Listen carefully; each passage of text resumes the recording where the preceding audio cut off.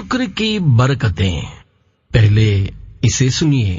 عاشقان رسول کی دینی تنظیم دعوت اسلامی کی مجلس المدینۃ العلمیہ اسلامک ریسرچ سینٹر کی جانب سے چند سال پہلے 2 کتابیں الشکر للہ اردو نام شکر کے فضائل اور جلد بازی کے نقصانات جاری ہوئی.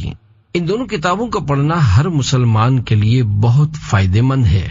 الشکر للہ کتاب تقریباً 1150 سال پہلے کے عظیم بزرگ حضرت امام ابو بکر عبداللہ بن محمد قرشی المعروف امام ابن ابی دنیا رحمت اللہ علیہ کی ہے، جس کا اردو نام شکر کے فضائل ہے، جبکہ کتاب جلد بازی کے نقصانات المدینۃ العلمیہ کے شعبے اصلاحی کتب کی طرف سے تیار کی گئی. یہ دونوں کتابیں اپنے موضوع اور مضمون کے اعتبار سے بہت پیاری ہیں. امیر اہل سنت بانی دعوت اسلامی حضرت علامہ مولانا محمد الیاس عطار قادری دامت برکاتہم العالیہ نے مدنی مذاکرے میں چند بار شکر کے فضائل کتاب پڑھنے کی ترغیب ارشاد فرمائی ہے. الحمدللہ اس رسالے میں ان دونوں کتابوں کے مختلف مقامات سے چند اہم باتیں جمع کی گئی ہیں. اس رسالے کے پڑھنے سے علم دین کا شوق رکھنے والوں کو دونوں کتابیں پڑھنے کا ذہن بنے گا. رضا الہی اور حصول ثواب کے لیے خود بھی پڑھیے اور اپنے مرحومین کے ایصال ثواب کے لیے تقسیم بھی کیجیے. اللہ پاک ان کتابوں پر کام کرنے والوں کے علم و عمل میں خوب برکتیں عطا فرمائے اور ہمیں ان کتابوں کے فیضان سے مالا مال فرمائے. آمین بجاہ خاتم النبیین صلی اللہ علیہ وآلہ وسلم. الحمدللہ رب العالمین والصلاة والسلام علی خاتم النبیین. اما بعد فاعوذ باللہ من الشیطان الرجیم. بسم اللہ الرحمن الرحیم. شکر کی برکتیں.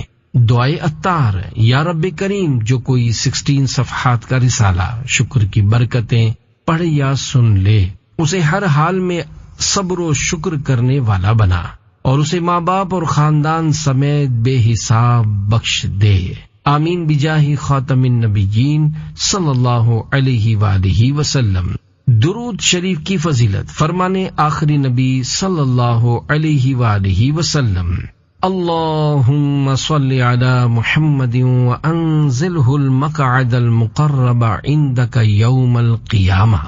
جو شخص یوں درود پاک پڑھے اس کے لیے میری شفاعت واجب ہو جاتی ہے.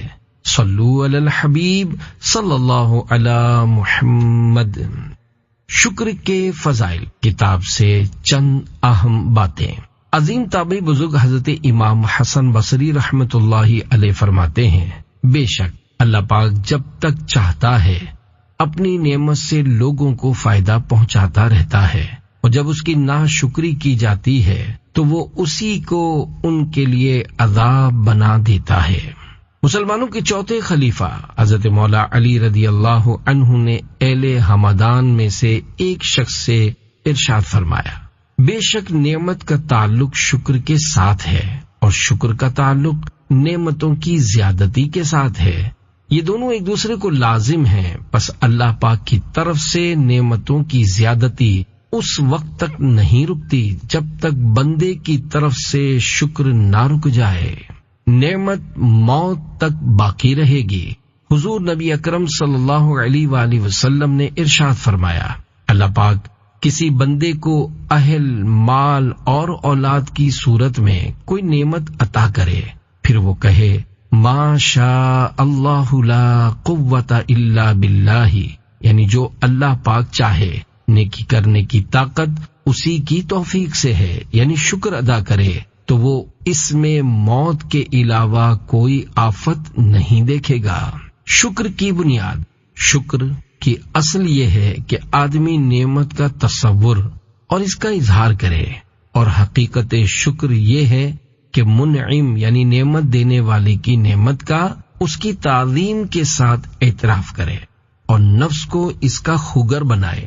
یہاں ایک باریکی ہے، وہ یہ کہ بندہ جب اللہ پاک کی نعمتوں اور اس کے طرح طرح کے فضل و کرم و احسان کا مطالعہ کرتا ہے تو اس کے شکر میں مشغول ہوتا ہے. اس سے نعمتیں زیادہ ہوتی ہیں اور بندے کے دل میں اللہ پاک کی محبت بڑھتی چلی جاتی ہے۔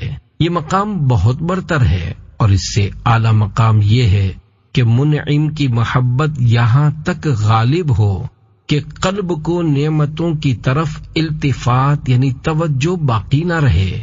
یہ مقام صدیقوں کا ہے۔ اللہ پاک اپنے فضل سے ہمیں شکر کی توفیق عطا فرمائے۔ نعمت پر نعمت۔ حضرت ابو عقیل رحمت اللہ علیہ فرماتے ہیں کہ میں نے حضرت بکر بن عبداللہ رحمت اللہ علیہ کو فرماتے ہوئے سنا کہ بندہ جب بھی الحمدللہ کہتا ہے تو الحمدللہ کہنے کی برکت سے اس کے لیے نعمت لازم ہو جاتی ہے۔ میں نے پوچھا اس نعمت کا بدلہ کیا ہے؟ ارشاد فرمایا اس کا بدلہ بھی بندے کا الحمدللہ کہنا ہے، پس یہ کہتے ہی اس کے پاس ایک اور نعمت آ جائے گی، کیونکہ اللہ پاک کی نعمتیں ختم نہیں ہوتی۔ نعمتوں کی یاد سے محبت الہی میں اضافہ۔ حضرت ابو سلیمان واسطی رحمت اللہ علیہ فرماتے ہیں اللہ پاک کی نعمتوں کو یاد کرنے سے دل میں اس کی محبت پیدا ہوتی ہے۔ بارگاہ رب العزت میں حاضری۔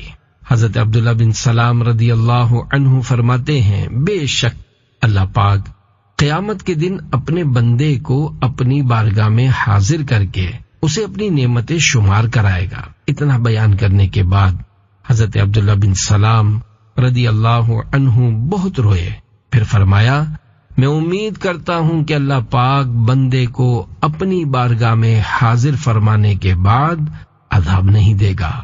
خوف کی بات۔ اللہ پاک کے پیارے نبی صلی اللہ علیہ وآلہ وسلم نے ارشاد فرمایا جب تم دیکھو کہ اللہ پاک بندے کو اس کی نافرمانی کے باوجود اس کی خواہشات کے مطابق عطا کر رہا ہے تو یہ اس کی طرف سے اس کو ڈھیل ہے۔ حضرت داؤد علیہ السلام کا شکر۔ حضرت داؤد علیہ السلام نے اللہ پاک کی اس طرح حمد کی الحمدللہ حمدن کما ینبغی لکرم وجہ ربی جل جلالہ، یعنی اللہ پاک کے لیے ایسی حمد ہے جیسی اس کی عزت کے شایان شان ہے۔ تو اللہ پاک نے آپ علیہ السلام کی طرف وحی فرمائی اے داؤد تم نے فرشتوں کو مشقت میں ڈال دیا ہے، یعنی ایسی حمد فرشتے بھی نہیں کر سکے۔ ذکر الہی سے زبان تر۔ حضرت موسیٰ کلیم اللہ علیہ السلام نے بارگاہ خداوندی میں عرض کی اے اللہ پاک تیرا شکر کس طرح ادا کرنا چاہیے؟ ارشاد ہوا اے موسیٰ تمہاری زبان ہمیشہ میرے ذکر سے تر رہے۔ نافرمانی پر بھی انعامات کی بارش۔ حضرت مالک بن دینار رحمت اللہ علیہ فرماتے ہیں میں نے کتاب میں پڑھا ہے کہ اللہ پاک ارشاد فرماتا ہے اے ابن آدم تجھ پر میری بھلائی نازل ہوتی ہے لیکن میرے پاس تیرا شر پہنچتا ہے۔ میں نعمتوں کے ذریعے تجھ سے محبت کا اظہار کرتا ہوں اور تو میری نافرمانیاں کر کے میرے ذکر سے غافل رہتا ہے، اور عزت والا فرشتہ ہمیشہ تیرا برا عمل ہی میرے پاس لے کر حاضر ہوتا ہے۔ مغفرت کی خوشخبری۔ فرمان آخری نبی صلی اللہ علیہ وآلہ وسلم اللہ پاک کسی بندے کو نعمت عطا فرماتا ہے اور وہ اس بات کا یقین کر لیتا ہے کہ یہ اللہ پاک کی طرف سے ہے تو اللہ پاک اس کے لیے اس نعمت کا شکر ادا کرنا لکھ دیتا ہے، اور جب اللہ پاک گناہ پر بندے کی شرمندگی دیکھتا ہے تو اس کی مغفرت طلب کرنے سے پہلے ہی اسے بخش دیتا ہے۔ اور جب کوئی شخص دینار کے عوض کپڑا خرید کر پہنتا ہے اور اللہ پاک کا شکر ادا کرتا ہے تو اس سے پہلے کہ کپڑے اس کے گھٹنوں تک پہنچے اللہ پاک اس کی مغفرت فرما دیتا ہے، بخش دیا جاتا ہے۔ حضرت معاویہ بن قرہ رحمت اللہ علیہ فرماتے ہیں کہ جو شخص نیا کپڑا پہنتے وقت بسم اللہ والحمد للہ کہہ لے اسے بخش دیا جاتا ہے، اور جو کھانا کھاتے وقت بسم اللہ والحمد للہ کہہ لے وہ بھی بخشا جاتا ہے، اور جو پانی پیتے وقت بسم اللہ والحمد للہ کہہ لے اس کی بھی مغفرت فرما دی جاتی ہے۔ نبی کریم صلی اللہ علیہ وآلہ وسلم کا فرمان برکت نشان ہے، جب اللہ پاک کسی بندے کو نعمت عطا فرماتا ہے تو اس پر اپنی نعمت کا اثر دیکھنا پسند فرماتا ہے۔ خوف کی بات، اللہ پاک ارشاد فرماتا ہے، اے ابن آدم، جب تو اس حال میں میری نعمتوں میں پلے کہ میری نافرمانی میں بھی لوٹ پوٹ ہوتا ہے تو مجھ سے ڈر کہ کہیں تجھے تیرے گناہوں کی وجہ سے ہلاک نہ کر دوں۔ اے ابن آدم، مجھ سے ڈر اور جہاں چاہے سو۔ شکر ادا کرنے والا قلی۔ واقعہ حضرت بکر بن عبداللہ رحمت اللہ علیہ بیان کرتے ہیں کہ میں ایک قلی یعنی بوجھ اٹھانے والے سے ملا جو وزن اٹھائے ہوئے الحمدللہ اور استغفر اللہ کہے جا رہا تھا۔ میں اس کے فارغ ہونے کا انتظار کرنے لگا۔ جب اس نے اپنی پیٹھ سے بوجھ اتار دیا تو میں نے اس سے پوچھا، کیا تم اس سے اچھا کوئی کام نہیں کر سکتے؟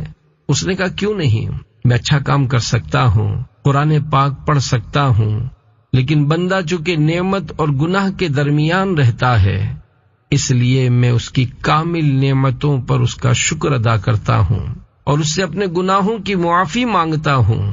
میں نے کہا، یہاں کا قلی بھی بکر بن عبداللہ سے زیادہ سمجھدار ہے۔ پانی کا شکر۔ اللہ پاک کے پیارے پیارے آخری نبی صلی اللہ علیہ وآلہ وسلم پانی نوش فرماتے تو یہ کلمات کہتے، الحمدللہ الذی جعلہ عذبا فراتا برحمتہ ولم یجعلہ ملحا اجاجا بذنوبنا۔ ترجمہ، تمام تعریفیں اللہ پاک کے لیے ہیں جس نے محض اپنی رحمت سے اسے یعنی پانی کو میٹھا نہایت شیریں بنایا اور ہمارے یعنی امت کے گناہوں کی وجہ سے اسے کھاری نہایت تلخ یعنی کڑوا نہ بنایا۔ عافیت اور شکر۔ ایک عالم دین کا فرمان ہے، میں نے اپنے معاملے میں غور و فکر کیا تو عافیت و شکر کے علاوہ کسی بھلائی کو شر سے خالی نہ پایا۔ بہت سے لوگ مصیبت میں بھی شاکر رہتے ہیں اور کئی لوگ عافیت میں ہونے کے باوجود شکر گزار نہیں ہوتے۔ بس جب تم خدا سے مانگو تو یہ دونوں مانگو۔ عیب چھپے ہوئے ہیں۔ حضرت سفیان ثوری رحمت اللہ علیہ فرماتے ہیں، اللہ پاک کی طرف سے بندے کے عیوب کی پردہ پوشی عافیت کی علامت ہے۔ ہلاکت سے محفوظ۔ حضرت ابو العالیہ رفیع بن مہران رحمت اللہ علیہ فرماتے ہیں، مجھے امید ہے کہ نعمت پر اللہ پاک کا شکر ادا کرنے والا اور گناہ کی معافی مانگنے والا بندہ ہلاک نہیں ہوگا۔ نعمت کی قدر۔ اللہ پاک کے محبوب صلی اللہ علیہ وآلہ وسلم نے ارشاد فرمایا، جب تم میں سے کوئی اللہ پاک کی نعمتوں کی قدر جاننا چاہے تو اپنے سے کم نعمت والوں کو دیکھے، زیادہ والوں کو نہ دیکھے۔ آئینہ دیکھ کر پڑھنے کی دعا۔ نبی مکرم صلی اللہ علیہ وآلہ وسلم جب آئینے میں اپنا رخ انور دیکھتے تو یہ دعا پڑھتے، الحمدللہ الذی سوى خلقی فعدلہ وکرم صورت وجہی وحسنہا وجعلنی من المسلمین۔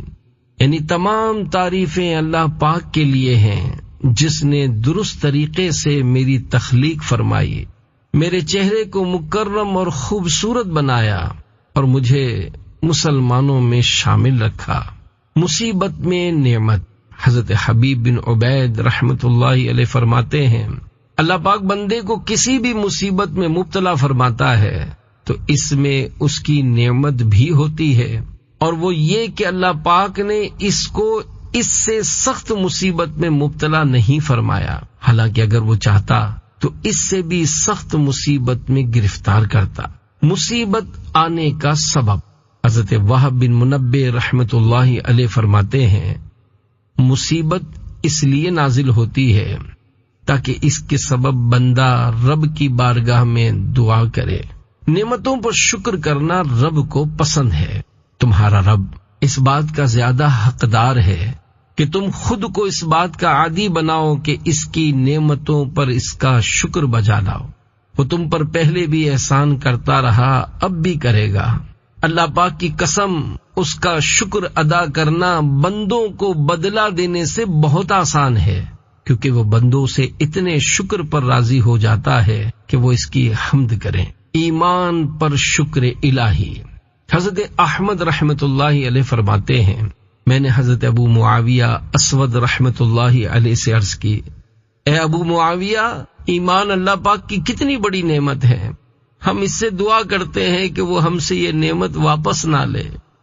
انہوں نے ارشاد فرمایا، نعمت عطا کرنے والے پر حق ہے کہ وہ جس کو نعمت عطا فرمائے پوری عطا فرمائے۔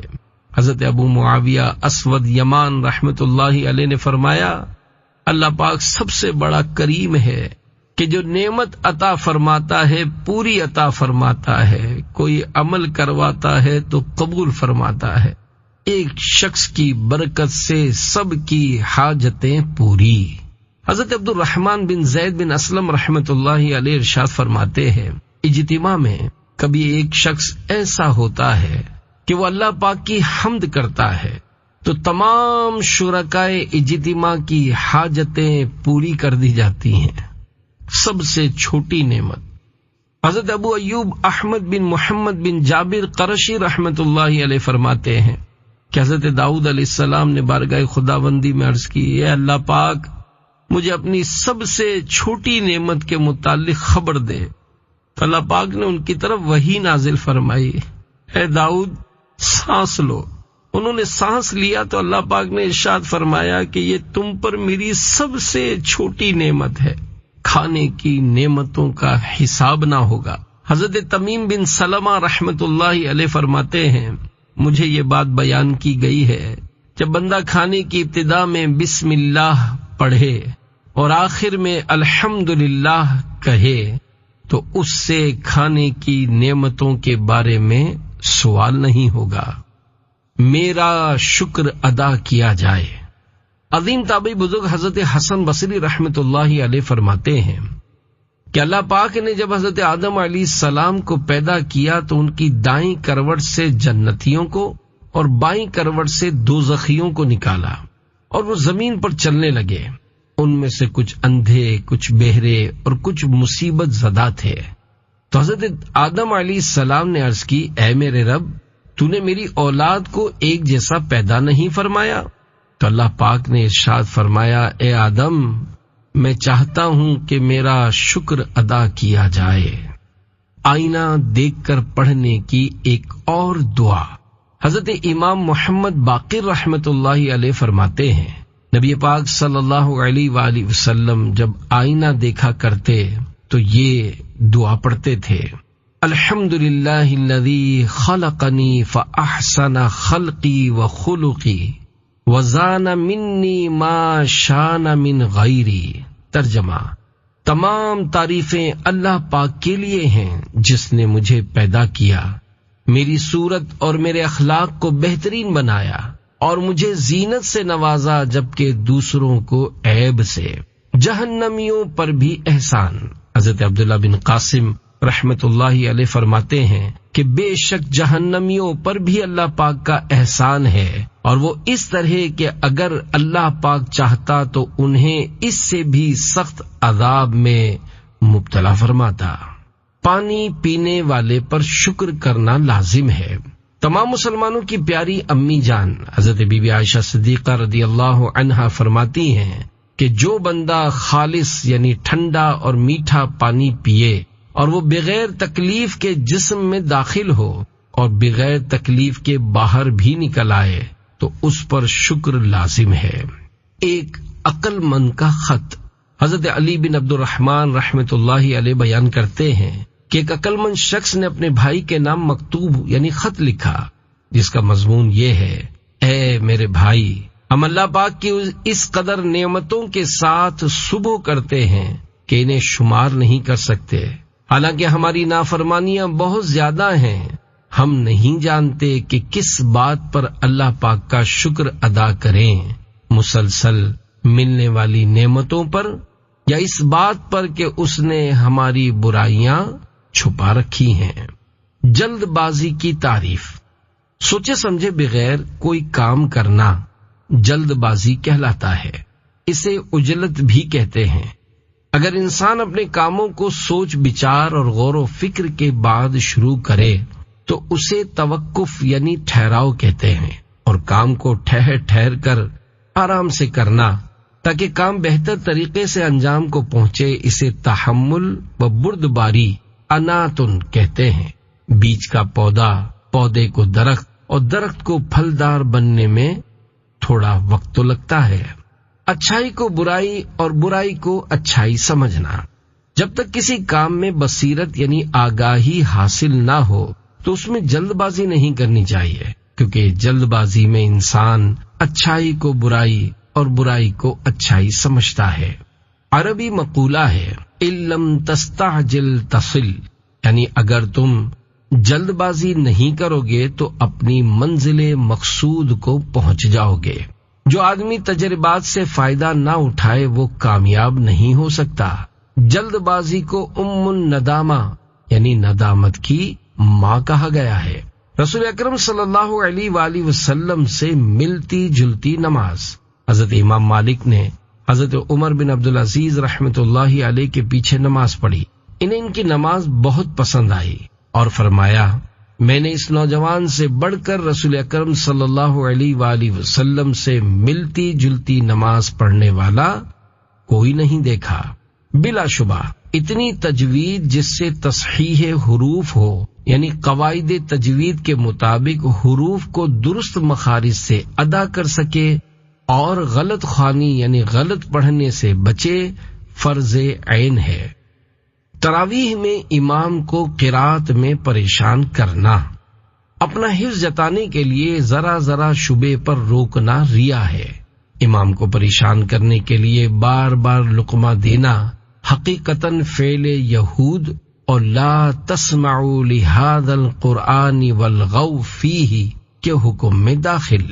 وظائف کے اثر کرنے میں شرائط۔ نمبر 1 حسن اعتقاد یعنی پکا یقین۔ نمبر 2 صبر و تحمل۔ نمبر 3 باجماعت نماز کی پابندی۔ عظیم صحابیہ حضرت اسماء بنت ابو بکر صدیق رضی اللہ عنہما فرماتی ہیں، نکاح کرنا عورت کو کنیز بنانا ہے، لہذا غور کر لینا چاہیے کہ وہ اپنی بیٹی کو کہاں بیاہ رہا ہے۔ طویل کوشش کے باوجود کسی شعبے میں کامیابی نہ ملے تو سمجھدار اسلامی بھائی سے مشورہ کر کے شعبہ تبدیل کر لیں۔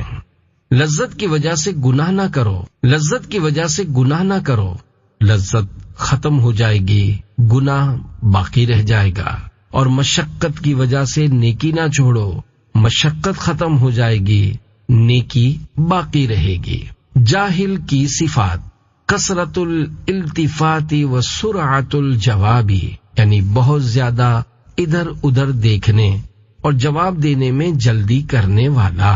اعتماد کی فضا کا خاتمہ، کسی مذہبی تحریک سے وابستہ افراد میں بدگمانی آ جائے تو نگران و ماتحت کے درمیان اعتماد کی فضا ختم ہو جاتی ہے۔ بعض اوقات کام دیکھنے میں برا لگتا ہے مگر حقیقت میں ایسا نہیں ہوتا، کیونکہ ممکن ہے کہ کرنے والا اسے بھول کر کر رہا ہو یا دیکھنے والا ہی غلطی پر ہو۔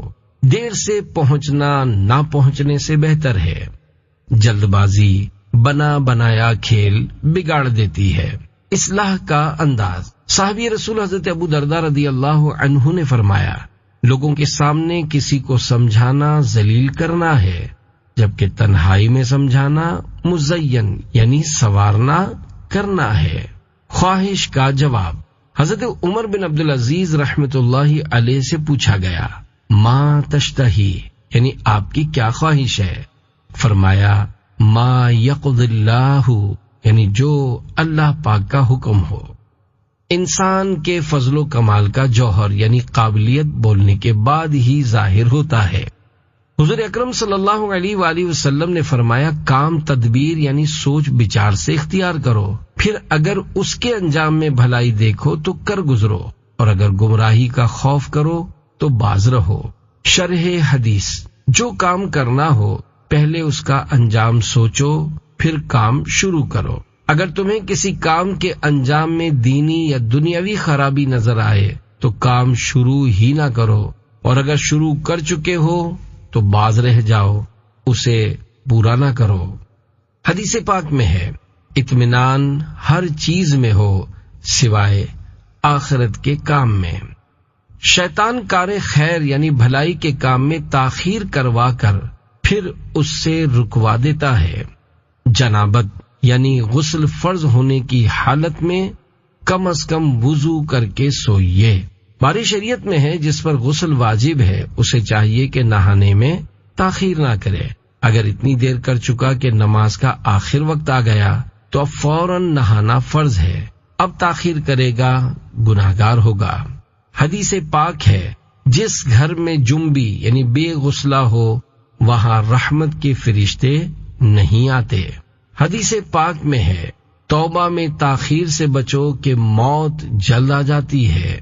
کسی کی اصلاح میں دیر نہ کیجیے، کسی کو برائی میں مبتلا دیکھ کر احسن انداز میں نرمی اور شفقت کے ساتھ اس کی اصلاح میں دیر نہ کیجیے۔ اگر نماز جمعہ سے قبل جنازہ تیار ہو جائے تو جماعت کثیر کا انتظار نہ کرنا چاہیے بلکہ جنازہ پڑھ لیجیے۔